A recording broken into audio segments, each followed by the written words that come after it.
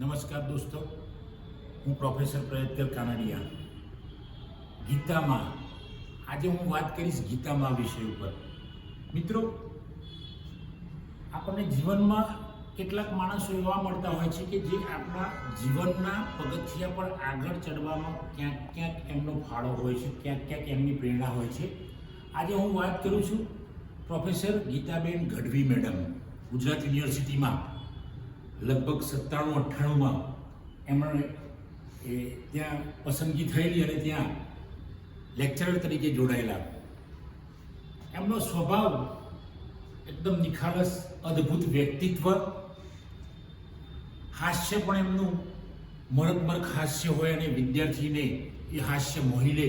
અને જાણે કે આ ગીતામાં શબ્દ મેં એટલે વાપર્યો છે કે જાણે કે દરેક વિદ્યાર્થીને એવું લાગે કે આ મેડમ, પ્રોફેસર મેડમ જાણે કે છોકરાઓ કે છોકરીઓ માટે મમ્મીનું રૂપ લઈને ન આવ્યા હોય એવો અદ્ભુત સ્વભાવ અને દિલમાં જાણે કે દરેક વિદ્યાર્થી માટે સંભાવ હોય એવું અદનું વ્યક્તિત્વ, અનેરું વ્યક્તિત્વ. આ મેડમને હું બસ પહેલી જ વાર લગભગ 97-98ની સાલમાં મળેલો અને એમની જોડે એક સત્ર હું ભણેલો. ભણાવવામાં પણ એકદમ નરમાશ, સરળતા, સહજતા અને દરેક અઘરી બાબતને કેવી રીતે સહેલી બનાવીને વિદ્યાર્થીઓ સમક્ષ રજૂ કરવું. કારણ કે લાઇબ્રેરી સાયન્સ વિષય એ આમ લાગે વિદ્યાર્થીઓને ડ્રાય સબ્જેક્ટ, અને આની અંદર વિદ્યાર્થીને કેવી રીતે પીરસવું એ કળા એમની જોડે હતી. અને એનાથી વિશેષ એ કે વિદ્યાર્થી માટે, કોઈ પણ વિદ્યાર્થી માટે, મારા માટે તો સ્પેશિયલ સારા જ છે, હતા પણ આજે પણ સારા જ છે મારા માટે તો, પણ એ દરેક વિદ્યાર્થીની પરિસ્થિતિ પ્રમાણે એની જોડે વર્તન કરી કે ભાઈ કોઈ વિદ્યાર્થી આર્થિક નબળો હોય, કોઈ વિદ્યાર્થીને કોઈ તકલીફ હોય, બીજા કોઈ પણ પ્રકારની સામાજિક, માનસિક, આર્થિક, તો દરેકમાં હેલ્પ કરવાનો પ્રયત્ન ગીતા મેડમ ગઢવી કરતા. તો આવા મેડમ સમાજમાં, આવા જો મેડમ બધી જ જગ્યાએ હોય, દરેક કોલેજમાં, દરેક ડિપાર્ટમેન્ટમાં હોય, હશે જ, હું તો કહું છું હોવા જ જોઈએ, તો કોઈ વિદ્યાર્થી ક્યાંય નિરાશા ના સેવે, વિદ્યાર્થી કોઈ ડિપ્રેશનમાં ના આવે. અને વિદ્યાર્થી કદાચ જો ડિપ્રેશનમાં આવ્યો હોય તો પણ ગીતામાં જેવા જો મેડમ હોય તો મિત્રો એ વિદ્યાર્થી ડિપ્રેશનમાંથી બહાર નીકળી જાય. ગીતામાં મેં એટલે શબ્દ વાપર્યો છે કે એમનું સ્વરૂપ આખું માં જેવું હતું. આજે પણ હું એમને મળું છું ત્યારે મને નવી તાજગી મળી જાય છે અને કંઈક નવું લઈને હું આવતો હોઉં છું.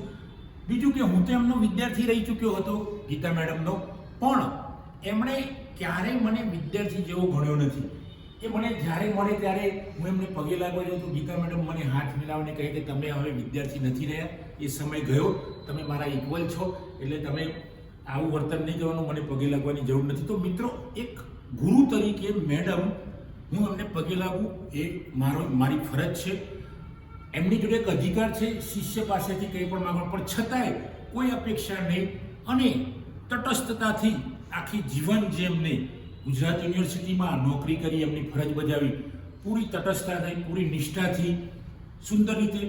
અને મને એક વાત યાદ છે કે જ્યારે મેં 99-2000ની સાલમાં નેટ પાસ કર્યું ત્યારે ગીતા મેડમને તાત્કાલિક જાણકારી મળી, એમને માહિતી મળી, તો એમણે તરત જ મને આમંત્રણ આપ્યું કે તમે આપણા વિદ્યાર્થીઓને, ગુજરાત વિદ્યાપીઠના ડિપાર્ટમેન્ટના વિદ્યાર્થીઓને નેટ ઉપર વાત કરવા આવો.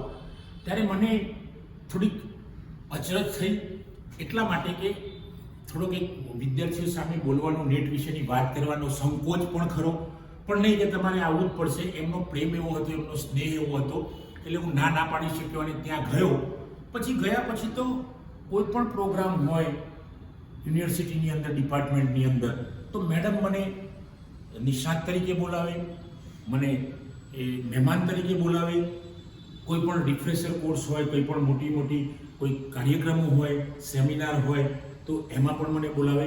તો એક ગુરુ તરીકે રહી ચૂકેલા મેડમ ગુરુના હોદ્દા પર આજે પણ એ છે, છતાં પણ અમારા જેવા વિદ્યાર્થીઓને પ્રોત્સાહન આપે, પ્રેરણા આપે. અને ક્યારેક તો જાહેરમાં એવું પણ કહે કે ભાઈ તમે આ ફિલ્ડમાં આવ્યા પછી ખૂબ કામ કર્યું છે. ત્યારે મને એમ લાગતું હતું એ વખતે કે ભાઈ મારી પ્રશંસા મેડમ કરે છે, આનંદ પણ થતો, પણ મનમાં સંકોચ પણ થતો કે એટલું કેલિબર મારું નથી, છતાં પણ મેડમ જાહેરમાં પ્રશંસા કરે છે. પણ એ પ્રશંસા એમની રીતે સાચી જ હતી. કેમ કે એ પ્રશંસા અથવા તો એ પ્રેરણા ક્યાંક ક્યાંક મને સફળતાની સીડી પર અથવા તો જીવનની અઘરી બાબતોમાં આગળ જવા માટે એ એમની પ્રેરણા, એમની પોઝિટિવિટી, એમનું હાસ્ય અને સદાય હસતો ચહેરો એમનો એ આજે પણ મને યાદ રહ્યો છે. એ વખતે પણ ઘણી બધી પ્રેરણા એમની જોડેથી મળી છે. તો આવા ગીતા મેડમ જેવા જો મેડમ વર્ષો સુધી ગુજરાત યુનિવર્સિટીમાં જોબ કરી સારા હોદ્દા પર રહ્યા, HOD તરીકે રહ્યા, પણ ક્યારે એમના ચહેરા પર તમને ઈગો દેખાય નહીં, બિલકુલ ના દેખાય. એકદમ સરળતા, કોઈ પણ વિદ્યાર્થી હોય, કોઈ પણ વિદ્યાર્થીની હોય, ઇવન સ્ટાફ હોય, ઇવન ક્લર્ક હોય, પટાવાળા હોય, બધાની જોડે સહજતાથી વર્તીને સુંદર રીતે એમણે એમની ફરજ નિભાવી. રિટાયર થયા મિત્રો ત્યારે પણ એમણે મારા જેવા વિદ્યાર્થીઓને આમંત્રણ આપેલું અને રિટાયરમેન્ટના પ્રસંગમાં પણ મને મોકો મળ્યો કે આવા મેડમ કે જેમને મેં જ નામ આપ્યું છે ગુલામનું નામ ગીતામાં, અને ગીતામાં એ મને બોલાવ્યો. ખૂબ આનંદ થયો. એક બે વાર હું એ વખતે હોસ્ટેલમાં રહેતો હતો ત્યારે 2-3 વાર મેડમે મને કહેલું કે તમે એકવાર મારા ઘરે બધા તમારા મિત્રો જે હોસ્ટેલમાં રહે છે એમને લઈને આવો ને મારા ઘેર જમો તમે.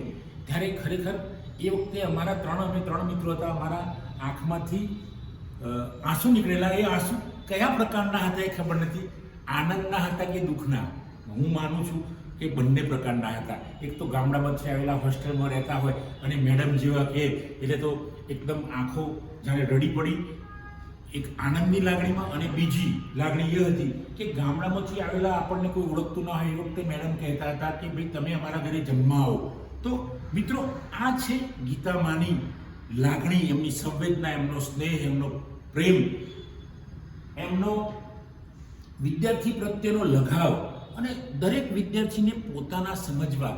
જ્યારે વિદ્યાર્થીને કોઈ પ્રોફેસર, કોઈ શિક્ષક પોતાના સમજી લે છે ત્યારે વિદ્યાર્થીને એને ઘર યાદ નથી આવતું, એને પરિવારજનો યાદ નથી આવતા, એને ભણવામાં જ રસ રહે છે. કારણ કે આવા મેડમ, ગીતામાં જેવા મેડમ જો મળી જતા હોય, અને વિદ્યાર્થીને ઘર ક્યાંથી યાદ આવે મિત્રો? કારણ કે આવા મેડમ તો દરેક વિદ્યાર્થીને સમાન રાખે છે. અને આપણને, અમે હોસ્ટેલમાં રહેતા હતા તોય પણ એવું લાગતું કે આપણી પાછળ કોઈક અમદાવાદમાં છીએ. અને એટલે તો મિત્રો ધીમે ધીમે હું પણ ડગ ભળવા માંડ્યો.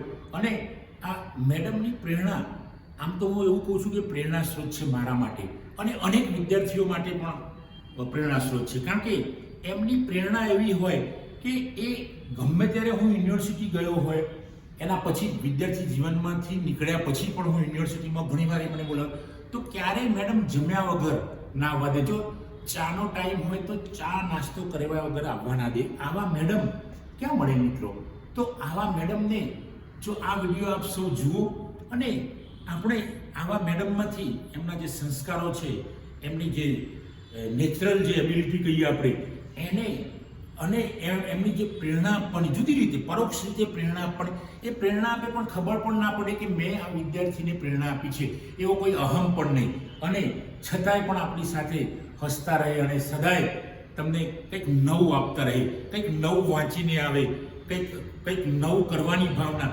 વિદ્યાર્થી એમનો કંઈ કરે અથવા તો કંઈક પુસ્તક બહાર પાડે, પ્રકાશન થાય, કંઈ આર્ટિકલ લખે, કોઈ સેમિનારમાં જાય. મને ખબર છે કે હું જ્યારે પુસ્તક લખું ત્યારે મેડમ પાસે જાઉં તો એ મને હંમેશા પ્રેરણા આપતા, અને એ પ્રશંસા કરતા કે તમે ખૂબ સરસ કામ કરી રહ્યા છો, તમે આપણા વિદ્યાર્થીઓ માટે પુસ્તકો લખી રહ્યા છો. એ સિવાય પણ એવું કહેતા હતા કે તમે માત્ર લાઇબ્રેરી અને ઇન્ફોર્મેશન સાયન્સમાં નથી લખતા, પણ તમે નોવેલ લખી રહ્યા છો, કાવ્ય સંગ્રહ લખી રહ્યા છો, સામાજિક પુસ્તકો લખી રહ્યા છો. તો આ રીતે મેડમ ખૂબ જ પ્રશંસનીય કામ અમારા માટે કરતા, વિદ્યાર્થીઓ માટે કરતા. એટલે તો મિત્રો અમે અહીંયા પહોંચવામાં આવા મેડમ, ગીતામાં જેવા મેડમનો અમૂલ્ય ફાળો છે એમ કહું તો કંઈ અતિશયોક્તિ નથી. કારણ કે આવા મેડમ મળવા બહુ મુશ્કેલ છે. તો મિત્રો આજે હું મારા ગુરુ ગીતામાં ગઢવી મેડમને હું વંદન કરું છું કે આ મેડમનું સ્વાસ્થ્ય ખૂબ સારું રહે, એમનો પરિવાર સુખી રહે, અને અમારા બધા જ વિદ્યાર્થીઓ, મારા જે મિત્રો મેં જોડે ભણેલા છે એ બધા વતી પણ હું ગીતામાને વંદન કરું છું. મિત્રો જો આજનો અમારો વિડીયો આપ સૌને પસંદ આવ્યો હોય એને લાઈક કરો, શેર કરો, કોમેન્ટ કરો, અને જો મારી ચેનલ સબસ્ક્રાઈબ ન કરી હોય તો સબસ્ક્રાઈબ કરો. Thanks friend. જય હિન્દ, જય ભારત.